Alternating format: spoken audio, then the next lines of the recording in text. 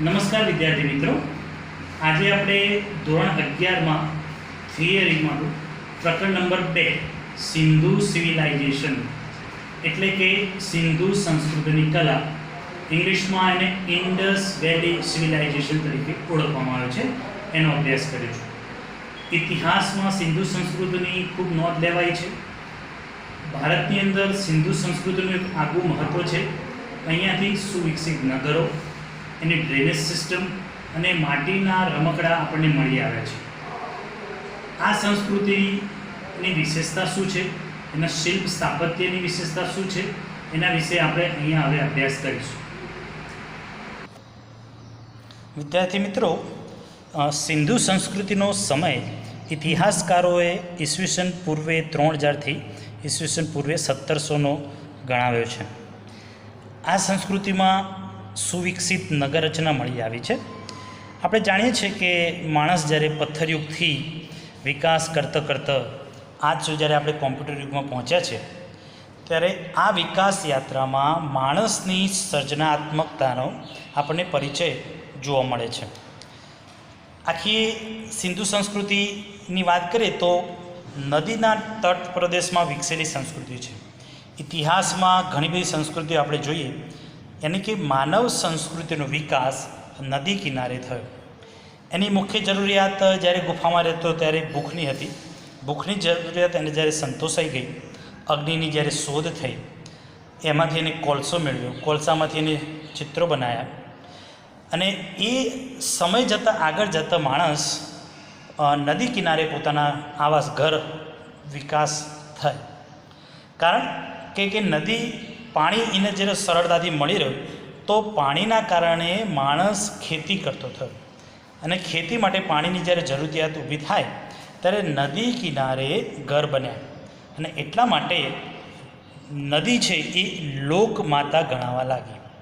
યાની જે કંઈ વિકાસ એને કર્યો એ નદી કિનારાના કારણે એક સરસ મજાની લોક સંસ્કૃતિના પારણા બન્યા હોય એવું આપણને અહીંયા લાગે છે. સમય જતાં આ આખી સંસ્કૃતિ છે એ જમીનમાં દટાઈ ગઈ હતી. હજારો વર્ષ પહેલાં પૃથ્વીના પેટાળમાં હલચલના કારણે અનેક ભૂકંપો આવ્યા હશે, ઉથલપાથલ થઈ હશે. એના કારણે આખી નગર એ જમીનમાં દટાઈ ગયું હતું. છેક આ આખી જે સંસ્કૃતિ છે 1921માં પંજાબ પ્રાંતમાં રાવી નદીના કિનારે ખોદકામ કરતાં આપણને એક હડપ્પાની ટેકરીઓમાં દટાઈ ગયેલી સુયોજિત નગરના અવશેષો આપણને મળી આવ્યા હતા. આ આખા જે નગરના અવશેષો છે એમાં ઉપરથી એટલું આપણને ચોક્કસ ખ્યાલ આવે છે કે સિંધુ સંસ્કૃતિમાં કેટલી ભવ્ય રચનાઓ હતી. અહીંયા તમારે ટેક્સ્ટબુકની અંદર જે ફોટોગ્રાફ્સ આપ્યો છે, આ સુવિકસિત નગર વ્યવસ્થાનું એક પ્લાનિંગ કેવું હતું એનો એક ફોટોગ્રાફ છે. આગળ આપણે જોઈએ તો ઈસવીસન 1922માં સિંધુ નદીના કિનારે આવેલા મોહનજો-દરો, એનો ગુજરાતી અર્થ થાય છે મરેલાનો ટેકરો, ખોદકામ કરતાં એક ભવ્ય નગર રચના આપણને મળી આવી છે. આ અવશેષો ઉપરથી આ સ્થળ પર જગતની મિસર અને મેસોપોટેમિયાની સંસ્કૃતિ જેવી સુવિકસિત નગર વ્યવસ્થા જોવા મળે છે. આ સંસ્કૃતિના મુખ્ય કેન્દ્રો આપણે જોઈએ તો મોહનજો-દરો, કાલીબંગા, લોથલ, ધોલાવીરા અને હડપ્પા છે. કેટલોક ભાગ આપણે ભારતની અંદર છે ને કેટલોક ભાગ આમાં પાકિસ્તાનમાં ગયો છે. આ ચિત્ર અહીંયા તમે જુઓ તો એના નગર રચના, સિંધુ સંસ્કૃતિની નગર રચનામાં પાણી જ્યાં જમા થતું હતું એ ભવ્ય અંડરગ્રાઉન્ડ ટાંકી, વોટર ટેન્ક જે આપણે કહીએ છીએ, એનો એક મુખ્ય ભાગ અહીંયા દર્શાવવામાં આવ્યો છે. સિંધુ સંસ્કૃતિ એ જગતની મહાન સંસ્કૃતિઓમાંની એક પૂર્ણ વિકાસ પામેલી સંસ્કૃતિમાંની એક છે. અને અહીંયાથી ઘણી બધી મૂર્તિઓ, મોલ્ડિંગ કલા, ધાતુની મૂર્તિઓ, વાસણના ઘાટ, કલાત્મક ભાત, ઘરેણાં, માટીને પકવીને મહોરા બનાવવાની પદ્ધતિ, હથિયારો, આવા ઘણા બધા વિકાસ યાત્રાને પ્રગતિના પંથે લઈ જાય એવા નમૂના આપણને મળી આવે છે. આખી સંસ્કૃતિનો બારીકથી અભ્યાસ કરતાં આજના શિક્ષિત આર્કિટેક્ટ અને એન્જિનિયરને પણ આશ્ચર્યમાં મૂકી દે એવી નગર રચના અહીંયાથી આપણને મળી આવી છે. એનો એક મુખ્ય ભાગ આપણે જોઈએ તો એનું ટાઉન પ્લાનિંગ યાની નગર રચના કેવી હતી. સિંધુ સંસ્કૃતિના જેટલા પણ અવશેષો આપણે જોઈએ છે એમાં સૌથી વધારે ધ્યાન ખેંચે એવી વાત છે એનું ટાઉન પ્લાનિંગ. રચના કૌશલ્ય શ્રેષ્ઠ હતું. આ બધા જ મકાનો પાકી ઈંટોમાંથી બનેલા હોય એવું આપણને લાગે છે. ઈંટોને પણ પકવીને લગાવવામાં આવી જેથી ઘર વધારે મજબૂત બને છે. મકાનના બારણા રસ્તા ઉપર પડવાને બદલે અંદરની બાજુએ છે એવું આપણને એના આર્કિટેક્ટ ઉપરથી લાગે છે. આખી રચના જોઈએ તો મકાનની અંદર ગટર અને મોરીની વ્યવસ્થા ખૂબ સરસ છે. ગંદા પાણીના નિકાલ કરવાની પણ વ્યવસ્થા. શરૂઆતમાં નાની ગટરો, એ ગટરમાંથી પાણી મોટી ગટરમાં જાય અને એથી મુખ્ય કેનાલમાં પાણી જાય એવી વ્યવસ્થા સિંધુ સંસ્કૃતિના માનવે કરી છે. અને આ બધું જ પાણી ગટરોનું જે છે એ સફાઈ માટે થોડા અંતરે મોટા બાકોરા મૂકવામાં આવ્યા હતા અને એ બધું પાણી સીધું પછી કૂવામાં જતું હતું. આમ ગંદા પાણીની નિકાલની વ્યવસ્થા આ નગર રચનાનો એક ખૂબ સરસ ભાગ હતો. આ ઉપરાંત બીજું ધ્યાન ખેંચે એવી ત્યાંની નગર રચનાનો એક ભાગ છે પબ્લિક બાથ એટલે કે જાહેર સ્નાનાગર. સિંધુ સંસ્કૃતિના અવશેષોમાં એક સુંદર સ્નાનાગર મળી આવ્યું છે. ખોદકામ કરતાં આ સ્નાનાગરની લંબાઈ જોઈએ તો 7.5 મીટર ઊંડું, 12 મીટર પહોળું અને 17.5 મીટર જેટલું લાંબુ એક પબ્લિક બાથ છે. પાણી સુધી જવા માટે ચારેય બાજુ સુંદર એમને પગથિયા બનાવ્યા છે. સ્નાન કર્યા પછી કપડાં બદલવા માટે બાજુમાં નાની ઓરડીઓ બનાવી હોય તેવું આપણને એની નગર વ્યવસ્થા ઉપરથી ચોક્કસ લાગે છે. સ્નાનાગરની અંદર જે ગંદા પાણીના નિકાલ માટે તળિયે પણ એમને નાના બાકોરા છે જેથી એ ગંદુ પાણી નિકાલ થાય અને નવું પાણી ભરી શકાય એવા માટે તેવી વ્યવસ્થા અહીંયા ઊભી કરવામાં આવી છે. તો આ આપણે પબ્લિક બાથની વિશેષતા આપણે અહીંયા જોઈએ. આ ઉપરાંત આ સંસ્કૃતિમાં માટીના વાસણો ઉપરની ચિત્રકલા ખૂબ વિશેષ છે. સિંધુ સંસ્કૃતિમાં મળેલા અવશેષોમાં માટીના વાસણો ઉપર કરેલા ચિત્રાંકન બેનમૂન છે. માટીના વાસણો ઉપર ફૂલપાન આકારોવાળી ભાત રચના પણ જોવા મળે છે. ભૌમિતિક આકારોનો કલાત્મક ઉપયોગ, એનું ઓવરલેપિંગ અને ચિત્રકલાના જે એલિમેન્ટ છે એનું ખૂબ સરસ આ ભાત રચનામાં વાસણો ઉપર પણ કલાત્મક વસ્તુ આપણે જોઈ રહ્યા છીએ.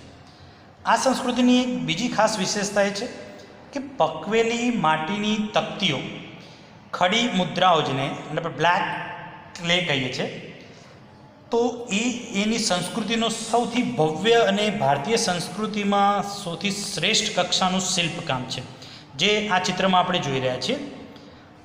આ પકવેલી માટીને ઉપસાવીને એટલે કે એમ્બોઝ કરીને અને ડેપ્થ આપી અને જુદા જુદા માટીના મહોરા તૈયાર કરવામાં આવે છે.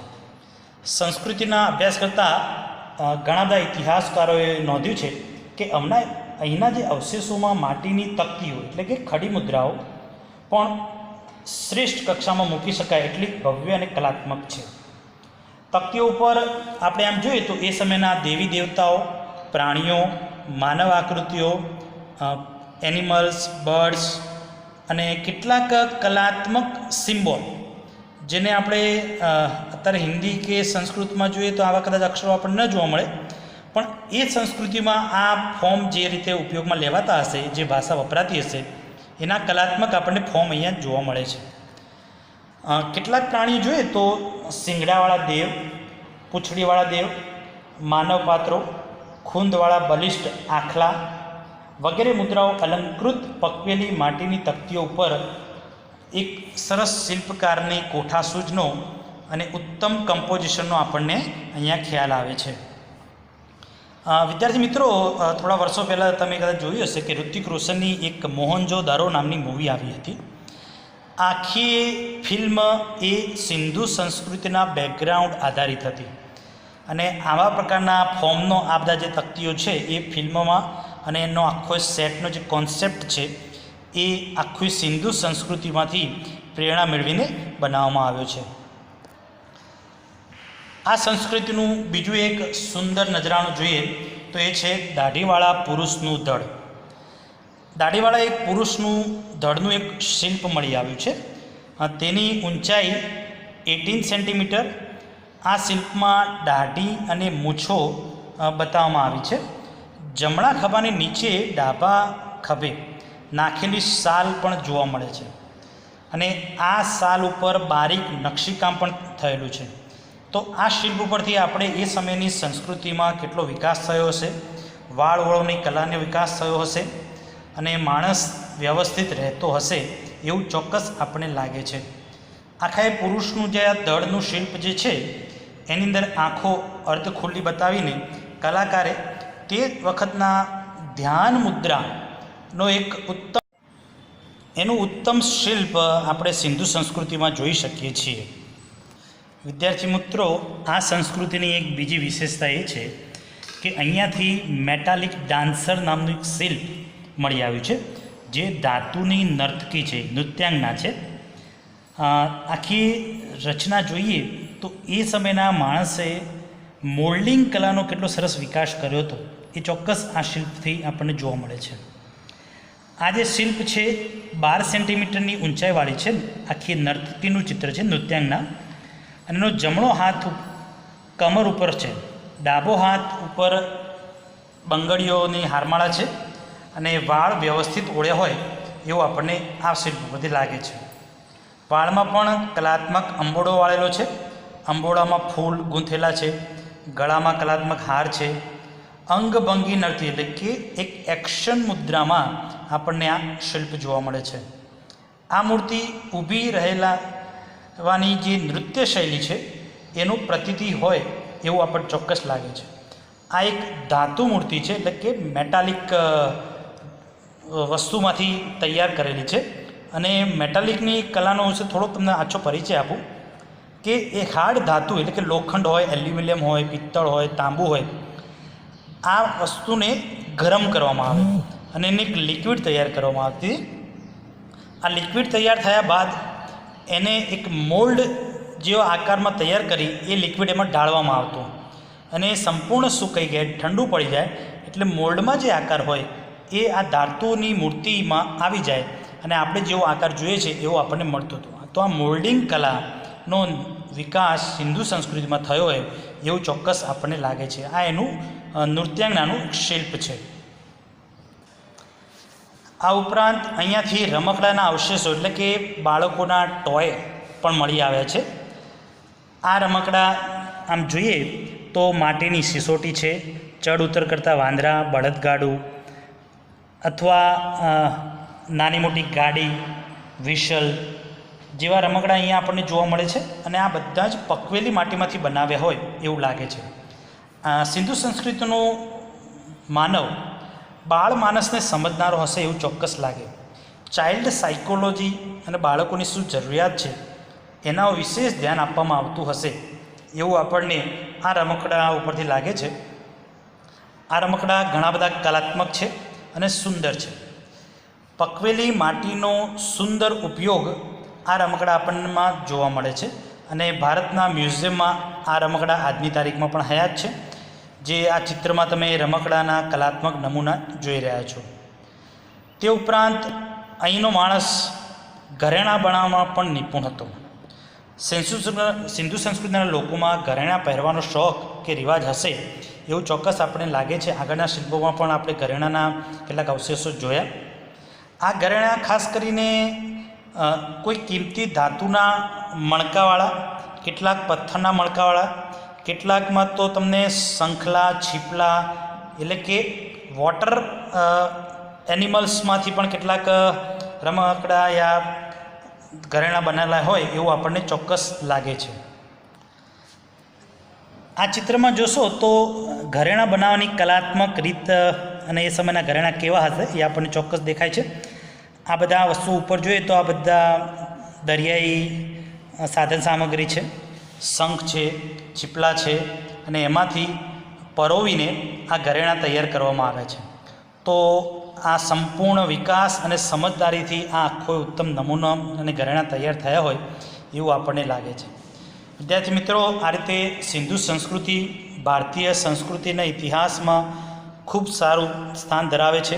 એની કલાત્મકતા, એની ભવ્ય નગરરચના અને એની કલાત્મક નમૂના, શિલ્પ અને સ્થાપત્ય જોઈએ તો આ સંસ્કૃતિને નોંધ લેવી પડે એટલું ભવ્ય એનો કલા વારસો છે.